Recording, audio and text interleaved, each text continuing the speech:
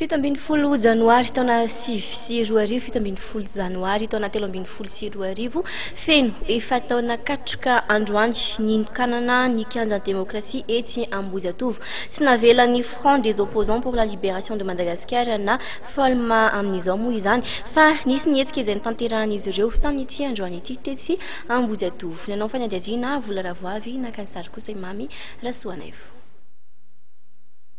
Fametrahana fehezam-boninkazo nentin'ny Front des opposants pour la libération de Madagascar na FOLM izay tarihan-dramatoa Lalatsina Ravolomanana nanamariana amin'ny fahefataona nisy ny kianjan'ny demokrasia. Ny alohan'ny fametrahana izany dia nisy ny filaharana izay nitanterahan'ny mpitarika amin'ny FOLM ny ainga tetsy amin'ny Esplanade Analakely. Ary noho ny kianjana Ambohijatovo nihidy sy nambenan'ny mpitandro filaminana dia nisy ny fampiresahana teo amin'ny tompona andraikitra filaminana sy mitarika ny FOLM ny alohan'ny fametrahana ny fehezam-boninkazo. Takinay ombieny ny amerenana ny tikansehan'ny demokrasia ty amin'ny vahoaka malagasy tsy navelanay andalo fotsiny ny andro androany fa nataonay omarina mba tsy hanadonoina ny daty manatantara nanantenan'ny malagasy fanovana sy fiovana rivotry ny fahafahana teto amin'ity firenetsika ity zay ny dikan'le androany.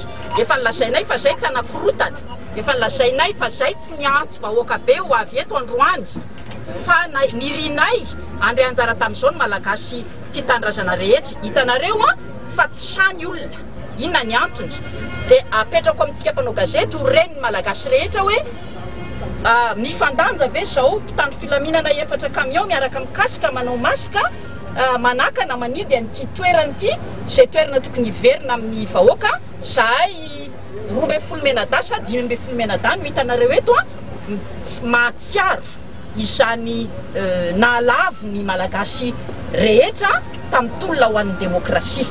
Ratsehivina dia notokana ny ben'ny tanàna teo aloha Andriamatoa Andry Rajoelina ho kianjan'ny demokrasia ny kianjana Ambohijatovo ny 17 janoary 2024 ary volana maromaro tao aorian'ny fandraisana fitondrana no navadiky ny teo anivon'ny komuna ho kianja fandraisana hetsika ara-kolontsaina ny kianjana Ambohijatovo. Ny taona 2024, 2024 ary 2024 dia nisy ny hetsika nataon'ny mpanohatra nangatahana amin'ny famerenana indray ny kianjan'ny demokrasia ary nisy hatrany ny fampiasan-kery izay natao mitandro filaminana tamin'izany. Fa raha tamin'ity taona 2024 ity dia tao anaty filaminana tanteraka no nanateterahan'ny FOLM ny hetsika fahatsiarovana ny 17 janoary 2024 izay natanterahana teo ambany fanaraha-maso ny mpitandro filaminana.